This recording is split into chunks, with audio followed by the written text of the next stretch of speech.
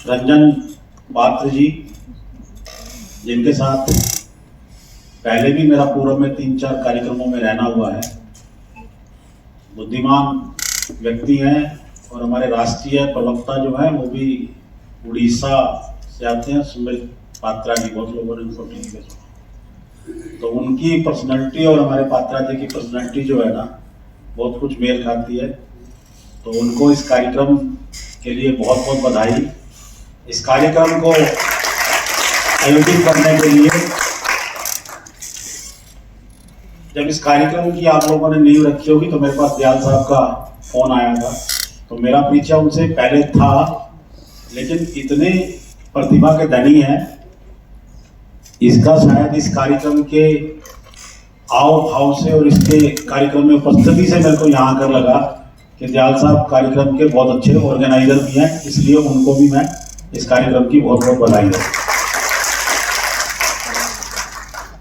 मेरे साथी सहयोगी हैं मेरे पार्टी में, हमारी पार्टी की जो प्रांत स्तर पे आप मीडिया को देखते हैं, आदरणीय शमशेर खरक जी हैं, रोहतक जिले के रहने वाले हैं, इस कार्यक्रम में उपस्थित हैं। सुमेर जी जो पूर्व सरपंच एसोसिएशन है उसके अध्यक्ष हैं, एनजीओ चलाते हैं और मेरे साथ इस समय मंच शेयर कर रहे हैं, उनका भी इस कार्यक्रम में स्वागत है।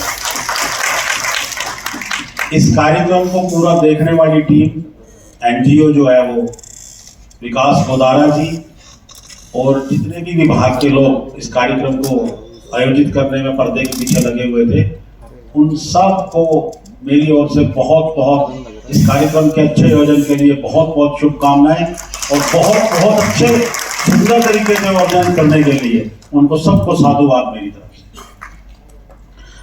अब आज के विषय पे आता हूं मैं। अभी दयाल साहब आपके समक्ष प्रेस की स्वतंत्रता पर बोल रहे थे।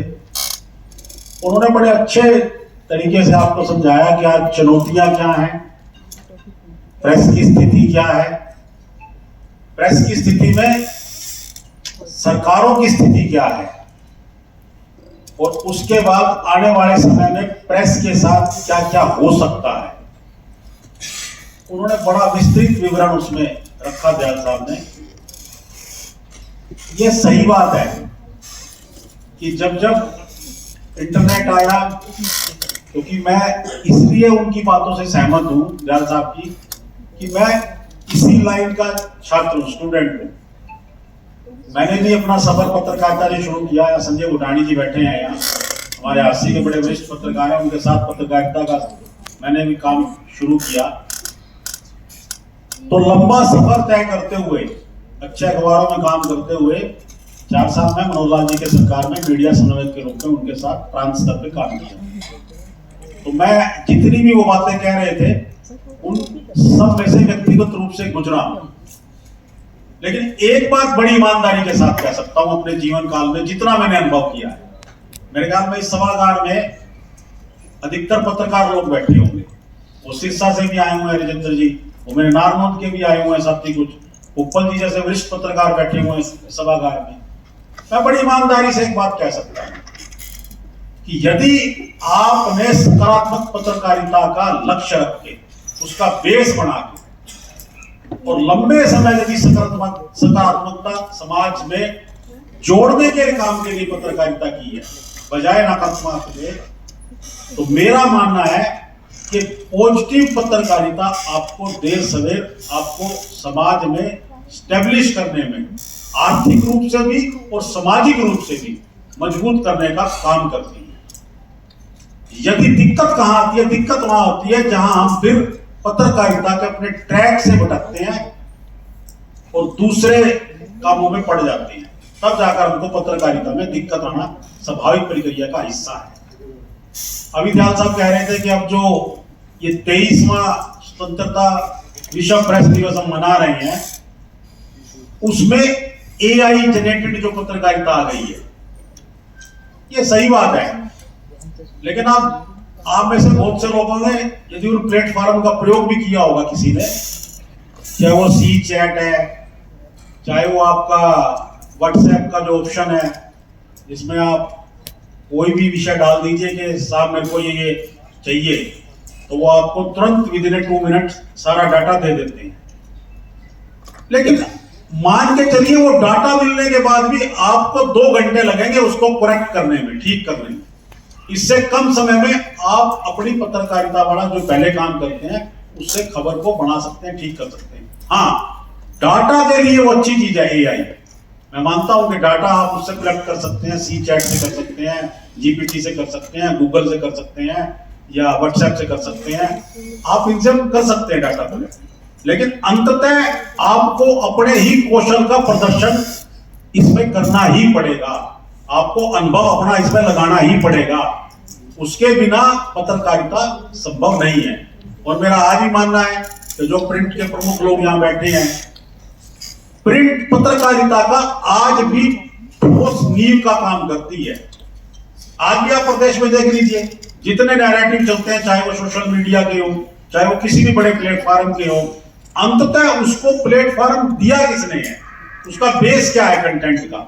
आप उस कंटेंट के बेस में जाकर देखिए तो किसी ना किसी मेरे साथी की, किसी ना किसी मेरे पत्रकार सहयोगी की जो खबर 2 दिन पहले या 1 आध दिन पहले कहीं प्रिंट मीडिया में या किसी सोशल मीडिया के किसी प्लेटफॉर्म पे कंटेंट के साथ छपी होगी, उसी में से वो कंटेंट कुछ ना कुछ लेके उसको आगे बढ़ाने का काम सोशल मीडिया पे या अन्य प्लेटफॉर्म से मेरे वो साथी करते हैं।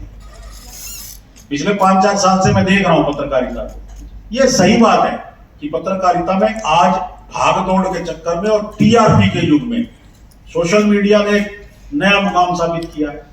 यहाँ मेरे एक साथी बैठे हैं प्रद्युमन जोशीला जी, बहुत उसकी पत्रकारिता करते हैं यूट्यूब पे, आंकड़ों का उनके पास बारंबार है। ऐसा कोई प्रदेश नहीं होगा जो परिचित ना हो उनके पास। अभी आज सुबह मेरे पास बैठे बता रहे थे कि राजस्थान से लेकर और पटना तक से उनके पास फोन आते हैं। वो क्यों आते हैं? आप कभी उनकी वीडियो देखना, कंटेंट बेस्ड अगर वो पत्रकारिता कर रहे हैं, आपको आंकड़ों के साथ कोई चीज दे रहे हैं, तो उस पत्रकारिता की आज कल भी वैल्यू थी, जो बीता हुआ कल था उसकी वैल्यू थी, उसकी आज वैल्यू है, उसकी भविष्य में भी वैल्यू होगी।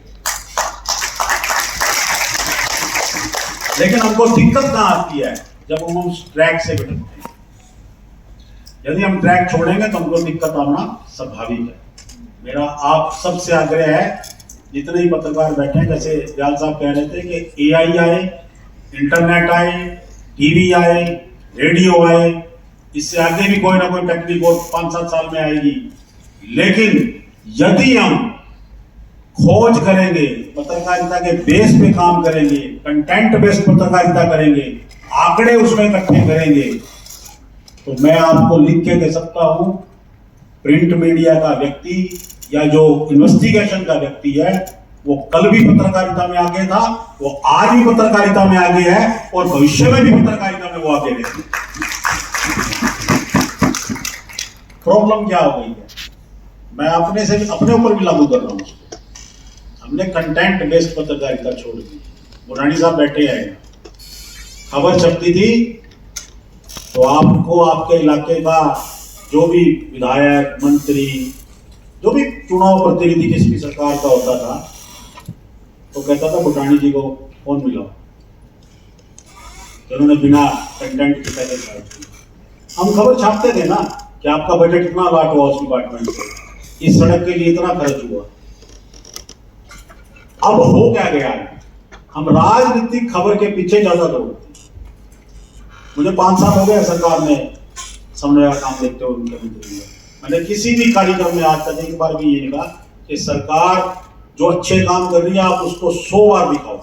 अगर मेरी सरकार की किसी नीति में लैप्स है, कहीं प्रॉब्लम है, कहीं कोई गड़बड़ है, आप उसकी तरफ भी हमको इंगित करो, हमें कोई दिक्कत परेशानी नहीं है।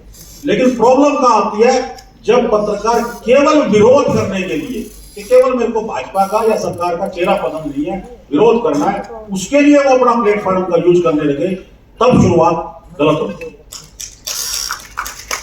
यदि आप मेरी सरकार की किसी पॉलिसी में कोई कमी है, लगता है आपको कि फला अफसर गलत कर रहा है या कहीं में कोई लैप्स लगता है आपको, तो हम उसको ठीक करने के लिए रात के 2 बजे भी तैयार हैं। लेकिन प्रॉब्लम वहां शुरू होती है जब केवल विरोध करने के लिए विरोध की पत्रकारिता दी जाती है, उससे फिर माहौल बिगड़ता है। मेरा मानना है कि हम लोग समाज के जुड़े हुए व्यक्ति हैं। और पत्रकार कोई अलग से आता नहीं है, इसी समाज का हिस्सा है। उसकी भी सामाजिक चिंताएं हैं, उसकी भी आर्थिक चिंताएं हैं, उसको भी सामाजिक सुरक्षा चाहिए, उसके बच्चों को भी अच्छी एजुकेशन चाहिए। हमारी सरकार उसी समय काम भी कर रही है। मैं आपको कुछ आंकड़े बताना चाहता हूँ। बहुत से लोगों को लगता है कि हरियाणा सरकार क्या करती है पत्रकारों के लिए। आपके साथ लगता प्रदेश है पंजाब, एक्रीडेशन केवल, यहाँ नारनौल के लोग बैठे होंगे मेरे साथी यहाँ पे, वो पिछले हफ्ते मुझसे मिलने भी आए थे। पंजाब की कुल एक्रीडेशन है 250-250 के आसपास, ठीक है, कितनी होगी जी, करेक्ट कर रहे हैं। हरियाणा की एक्रीडेशन है 1350, जो पत्रकारों को एक्रीडेशन कार्ड देते हैं। छोटा प्रांत है हमारा। हरियाणा दूसरा ऐसा स्टेट है जो पेंशन 15,000 प्लस करीब 250 पत्रकारों को इस समय हरियाणा में दे रहा है, जो उनकी सामाजिक सुरक्षा को सुनिश्चित करता है। अभी भी हमारे पास और आवेदन आए हुए हैं और मैं जहां भी जाता हूं बोलता हूं कि पत्रकारों को सामाजिक सुरक्षा, अगर वो उस दायरे में आ गया, उस कैटेगरी में आ गया है, तो उनको तुरंत अप्लाई करना चाहिए। ऑनलाइन अप्लाई है, उसमें कहीं कोई दिक्कत नहीं। इसके अलावा एक पत्रकारों की बहुत बड़ी डिमांड रहती थी हमारे यहाँ कि कैशलेस सुविधा से हमको जोड़ दिया जाए।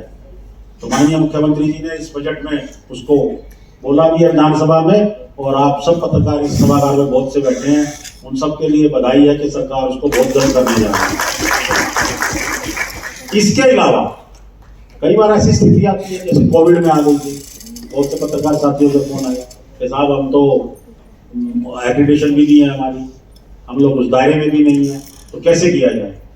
तब हमने एक एजेंसी है हमारी संवाद, उसके माध्यम से जिन जिन लोगों की रिक्वेस्ट हमारे पास आई, उन लोगों को हमने संवाद के माध्यम से वो काम दिया। उनका आर्थिक जो पक्ष था वो मजबूत किया, उनके साथ खड़े हुए। मैं नाम नहीं लेना चाहता हूँ पत्रकारों के, लेकिन प्रदेश भर में ऐसे पत्रकारों की संख्या करीब 40 के आसपास थी जिनके आवेदन आए। किसी भी जगह पे उनकी एक्रीडेशन नहीं थी, कोई मान्यता उस तरह की नहीं थी, कोई बहुत बड़ा प्लेटफॉर्म भी नहीं था उनका, लेकिन हम उनके साथ खड़े हुए। माननीय मनोहर लाल जी की सरकार ने उस समय भी उनको जो सहयोग उन्होंने मांगा वो हमने उनको आर्थिक स्तर पर दिया। इसलिए मेरा आपसे निवेदन है कि आप अपना जो भी प्लेटफॉर्म यूज करते हैं, चाहे वो यूट्यूब है, चाहे वो सोशल मीडिया का फेसबुक अकाउंट है, चाहे आप ब्लॉगर हैं, चाहे आप प्रिंट मीडिया के हैं, इलेक्ट्रॉनिक मीडिया के हैं, अगर आपको लगता है कि आपके इलाके में कोई टीचर या सारा दिन पढ़ाने के बाद भी गरीब बच्चों को पढ़ा के नया एग्जाम्पल सेट कर रही है, तो उसको भी अपने आप वहां पे स्थान देना चाहिए। और मैं आपको धन्यवाद देता हूं कि यहाँ के हिसार के 2-3 लोग, प्रवीण जी आज तक के यहाँ रिपोर्टर, नाम ध्यान नहीं आ रहा, उन्होंने उसको पुस्तकालय में बदल दिया और वहां पे बच्चे पढ़ रहे हैं, और आपके उस पुस्तकालय से बच्चे पढ़ के कुछ लोग सरकारी नौकरी में लगे। एक प्रयास तो किया उन्होंने, बहुत से लोग इस तरह का प्रयास कर रहे हैं। तो आपकी कलम में, आपके इस मोबाइल फोन में, आपके कैमरे में बहुत ताकत है। उस ताकत को हमको समाज को जोड़ने के लिए प्रयोग करें तो उसके परिणाम बेहतर से बेहतर होंगे, ऐसी आशा और निवेदन करता हूं मैं। इस कार्यक्रम का ऑर्गेनाइज करने के लिए फिर से इस पूरे परिसर में जो स्टाफ के लोग इस कार्यक्रम को ऑर्गेनाइज करने में लगे हुए हैं, उनका बहुत बहुत धन्यवाद, बहुत बहुत उनको साधुवाद। मेरे सरकार के अंदर में अगर आपको लगता है कि मुझको कहीं कोई प्रयास पत्रकार साथियों के लिए करना चाहिए, या ये जनसंचार जो ये विभाग के लोग यूनिवर्सिटी में चलाते हैं, इनको लगता है कि हमको कोई एडिशनल सरकार की कोई योजना या ऐसा कोई काम करना चाहिए, तो ये मुझसे बता सकते हैं, कह सकते हैं। हमारी सरकार, मेरा मानना है कि पत्रकारों के साथ मित्रता के भाव के साथ काम करती है, इको फ्रेंडली हम लोग काम करते हैं। सरकार के दरवाजे पत्रकारों के लिए 24 घंटे खुले हैं। आज विश्व प्रेस दिवस है, मैं एक बार फिर से आपको शुभकामनाएं देता हूं इस अवसर पर। मैं उस विषय पर इसलिए कम बोला हूं क्योंकि उसको दयाल साहब ने पूरा कंप्लीट कर दिया कि इस बार का हमारा थीम क्या है, और हमको उनसे डरने की कोई आवश्यकता नहीं है। जैसे उस समय प्रिंट में जब छपता था अखबार, तब रेडियो आया तब दिक्कत हुई, टेलीविजन आया तो दिक्कत हुई, इंटरनेट आया तो दिक्कत हुई, लेकिन इससे डरने की कोई आवश्यकता नहीं है। अंततः बेस बेस ही रहेगा। और बेस क्या है आपका? आपका बेस है कंटेंट, आपकी पत्रकारिता, आपकी खोजबीन। आप आंकड़ों के साथ आज भी किसी स्टोरी को प्रकाशित कर दीजिए।